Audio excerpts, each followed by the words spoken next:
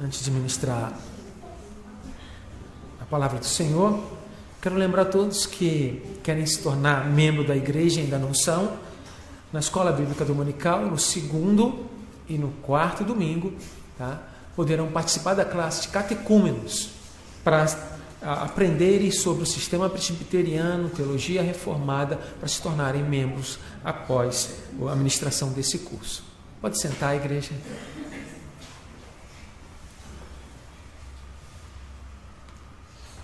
Abra sua Bíblia em Apocalipse, capítulo 2, do verso 8 até o verso 11.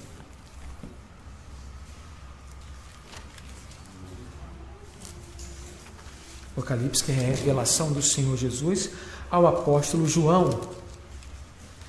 Domingo passado nós falamos a carta à igreja de Éfeso. Hoje iremos falar da carta à igreja de Esmirna.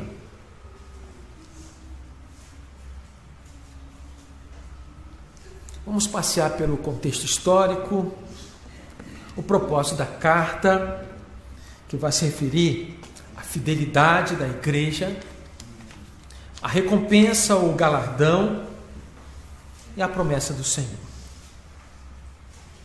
Começa assim um texto sagrado, a palavra de Deus, que foi escrita por 40 homens do passado, que viveram em épocas diferentes, falaram a mesma coisa de Deus, de Jesus Cristo, do Espírito Santo e do ser humano, não se contradiz, é uma palavra inspirada, é a palavra de Deus e a nossa regra de fé e de prática. Por isso nós podemos plenamente confiar nessa palavra, apesar de ter sido escrita por homens, tem um diferencial. Todos esses homens foram inspirados pelo Santo Espírito de Deus. Apocalipse, capítulo 2, a partir do verso 8. Ao anjo da igreja em Esmirna, escreve: essas coisas diz o primeiro e o último, que esteve morto e tornou a viver. Quem é esse? Jesus Cristo.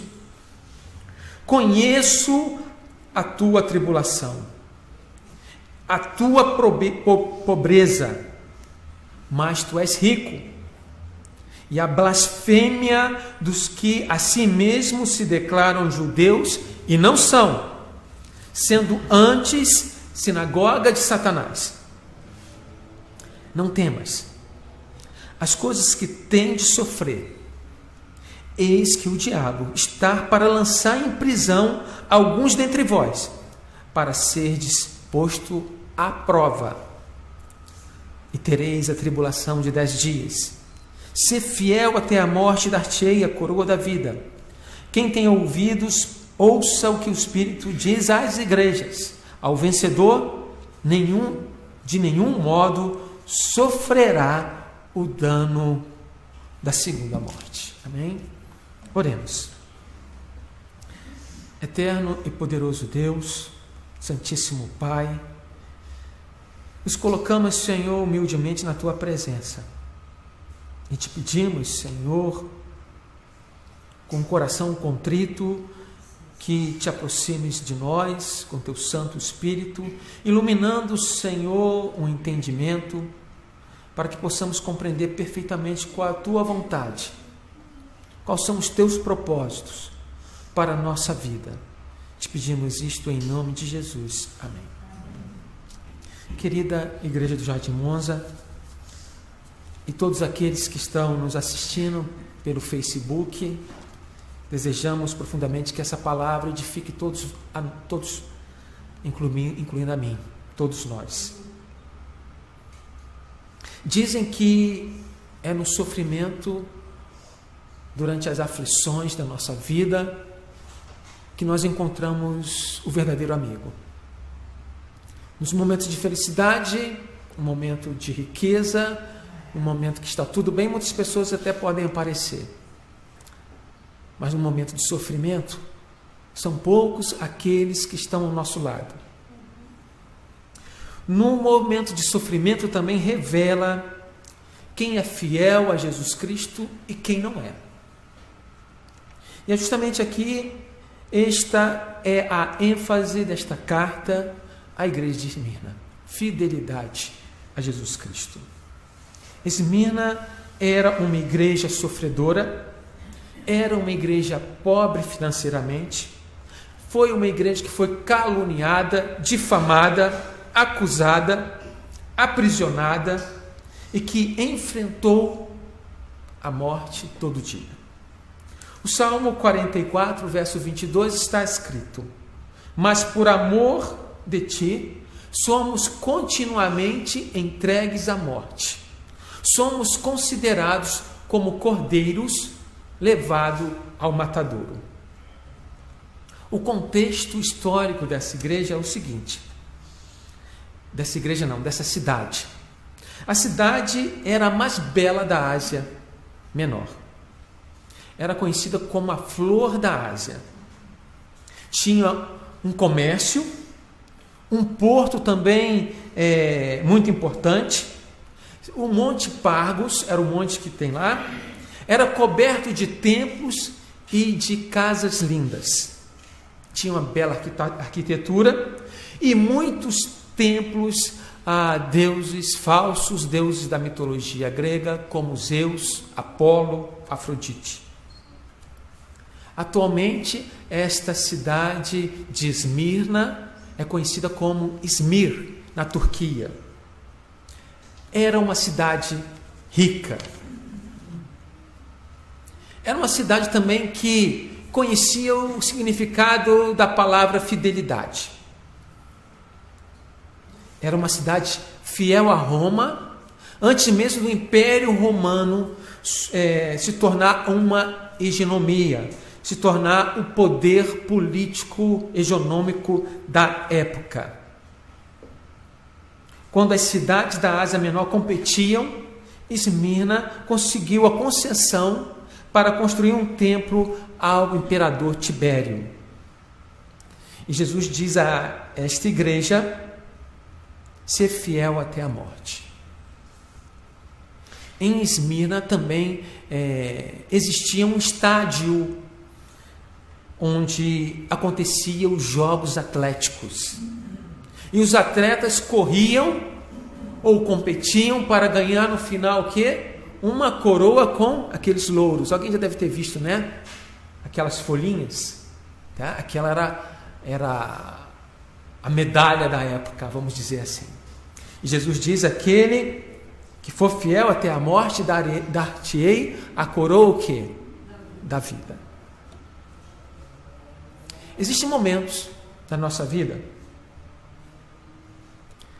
que nós praticamente não podemos agir devido à aflição e sofrimento.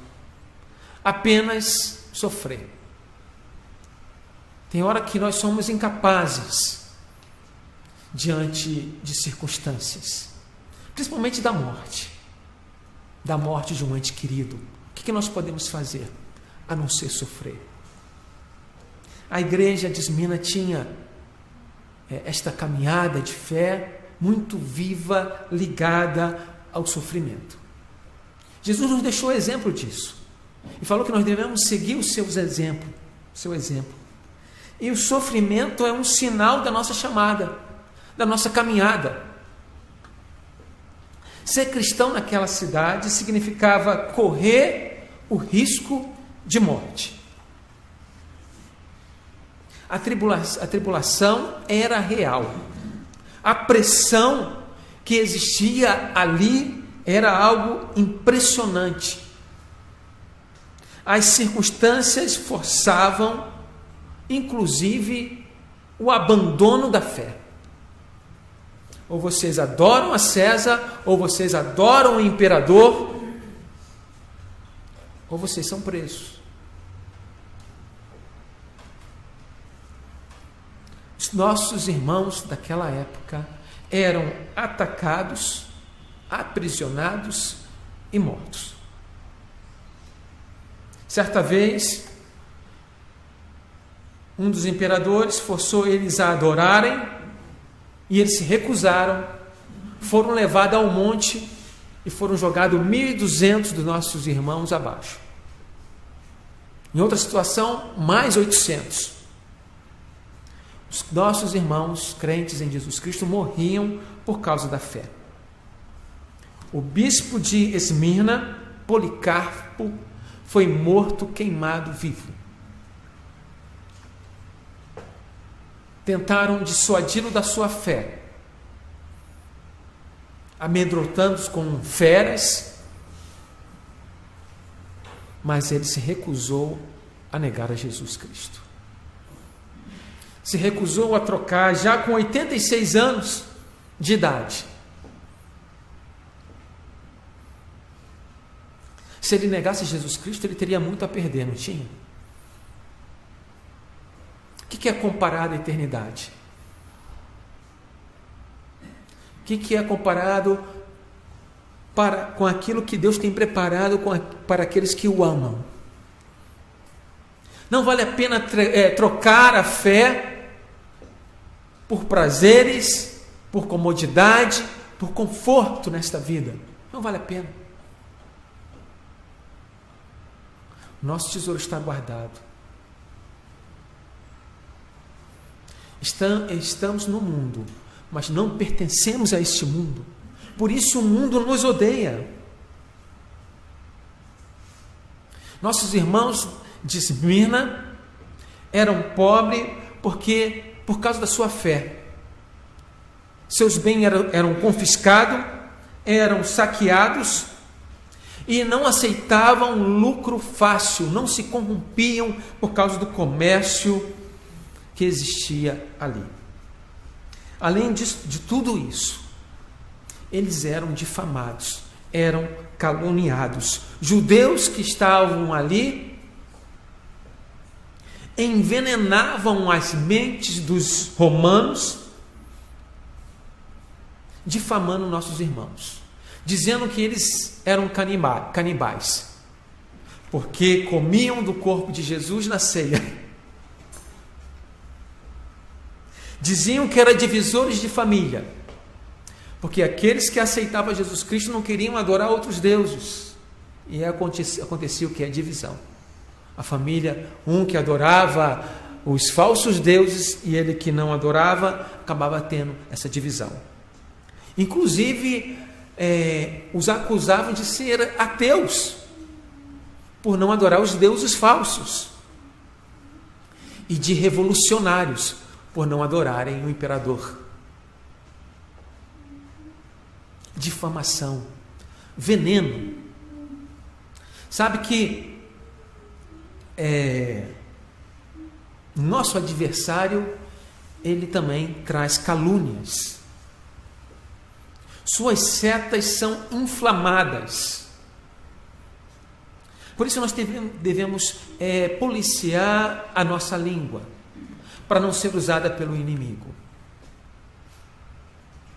Porque alguma coisa que eu digo de modo sorrateiro, de modo maldoso, é como um veneno que entra na mente do meu irmão. Se eu falar mal de um irmão, de uma irmã, para outra pessoa, além de estar fazendo uma fofoca, eu estou envenenando. Porque aquilo fica ali na mente. Temos que cuidar, porque o nosso adversário, ele é enganador, ele faz acusações, e o texto diz que essas pessoas são chamadas de sinagoga de Satanás. O próprio povo judeu foi o que mais perseguiu a igreja da época, inflamando, enganando as pessoas. Além da difamação, da calúnia, nossos irmãos eram presos. A prisão praticamente era a antessala da sepultura. Os romanos não cuidavam de seus presos.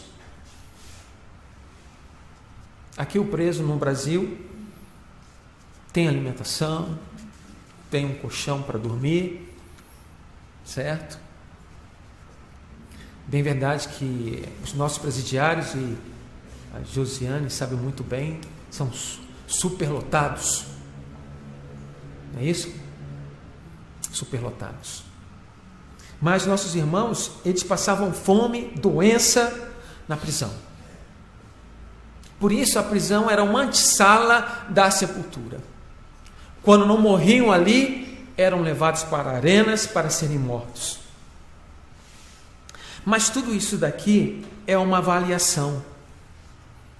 Lemos aqui no versículo 10, no finalzinho do versículo 10, eis que o diabo está para lançar em prisão alguns dentre vós para serdes posto a provas, e tereis uma tribulação de 10 dias. O sofrimento tem algumas verdades que nós podemos destacar aqui. É certo que em algum momento da vida podemos sofrer. E o cristão, o sofrimento é um sinal, apesar de não se pregar muito sobre isso. Faz parte do nosso chamado sofrer. Nosso Senhor Jesus Cristo disse que nós não somos maiores que Ele. Se Ele sofreu, nós também sofreremos. A palavra de Deus diz que, conforme nós lemos aqui, no Salmo 42, verso 23, nós somos continuamente levados à morte. Somos como ovelhas levados ao matador. O ódio do mundo nos faz sofrer. Mas, além de ser certo o sofrimento, é certo que esse sofrimento é limitado e é certo que esse sofrimento é breve. E é certo que Deus não impõe um sofrimento ou uma tentação maior do que a nossa resistência.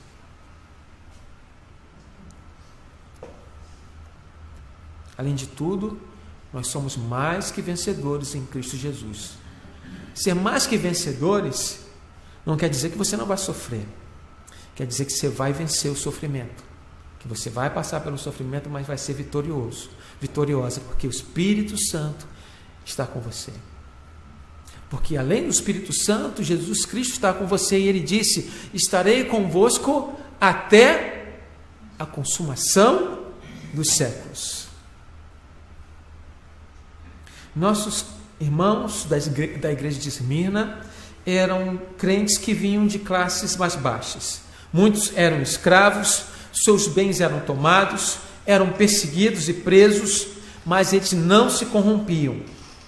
Era uma igreja financeiramente pobre, mas rica em recursos espirituais. Tinha um tesouro no céu, era rica diante de Deus, e sua riqueza não estava nos bens materiais que possuíam. Vamos trazer para o nosso tempo um pouquinho aqui, para a gente poder fazer uma comparação. Sua riqueza não estava nos seus bancos adornados, entalhados. Sua riqueza não estava no seu equipamento de som de última geração. Sua riqueza não estava no templo magnífico, grandioso. Não estava ali. A riqueza da igreja de Esmirna estava na sua fidelidade até a morte. Jesus disse: sei que tu és pobre, mas tu és, na verdade, rico. Ela estava pronta para sacrificar-se. A carta traz esse encorajamento para enfrentar a morte. É preferível morrer do que negar a Jesus Cristo. E Jesus foi esse exemplo de obediência. Ele foi obediente e obediente até a morte de cruz. A mensagem era: ser fiel até a morte, dar-te-ei coroa da vida. Pense numa corrida de obstáculos. Certamente vocês devem ter visto na televisão alguma corrida de obstáculos, atletas com seus shorts correndo e pulando um obstáculo, mas não é apenas um obstáculo, são vários. Corre mais um pouco, pula, corre mais um pouco e pula. Essa corrida de obstáculos veio na minha mente hoje, pensando na igreja de Esmirna. Quantos obstáculos ela teve que vencer, teve que pular, até se encontrar com seu Senhor. Primeiro obstáculo, a oposição, que trouxe muito sofrimento, e todos esses que eu relatei aqui, difamação, pobreza material, prisão, morte. O último obstáculo seria a morte. E após a morte, então, veio o quê? O prêmio, o galardão, a coroa da vida. Porque apenas isso tudo são obstáculos. Apenas obstáculos. Provas que devemos passar em fidelidade a Jesus Cristo.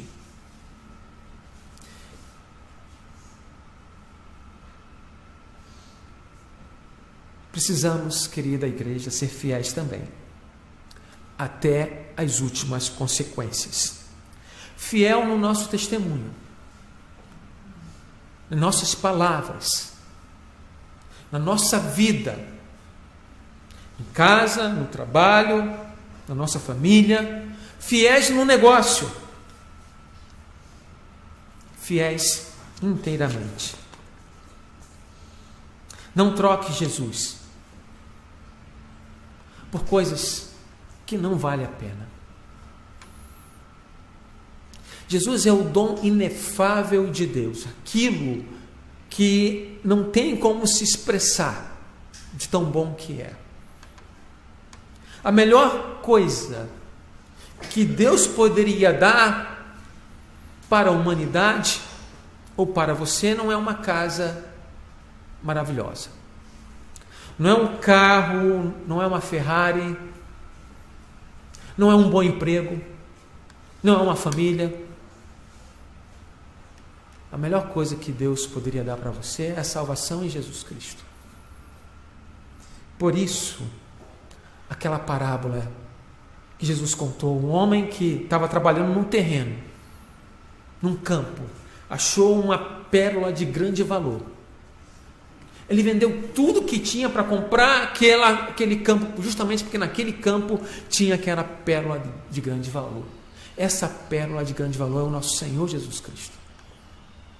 Não troque, seja fiel até a morte. O sofrimento faz parte do nosso chamado, mas sabemos que Jesus está no controle. Quando ele estava ascendendo ao céu, subindo para ser entronizado no seu trono, ele disse aos seus discípulos: todo o poder foi me dado no céu e na terra. Podemos dizer claramente que Jesus está reinando. O reino dele não é visível, é invisível. O reino dele é no coração. O reino dele nas regiões espirituais. O reino dele também é aqui, porque tudo está no controle. Ele controla, ele está andando no meio dos candeeiros, conforme nós vimos semana passada. Ele nos conhece, sabe tudo o que acontece com você. E uma das grandes necessidades que o ser humano tem quando sofre é poder compartilhar o seu sofrimento, as suas dificuldades, as suas aflições. Caminhar sozinho é muito difícil. Por isso, entendemos que é melhor serem dois do que um. Porque quando um cai, o outro está lá para dar a mão e levantar.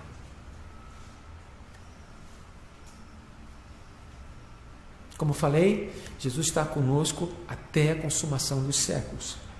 Ele foi um homem experimentado nas dores.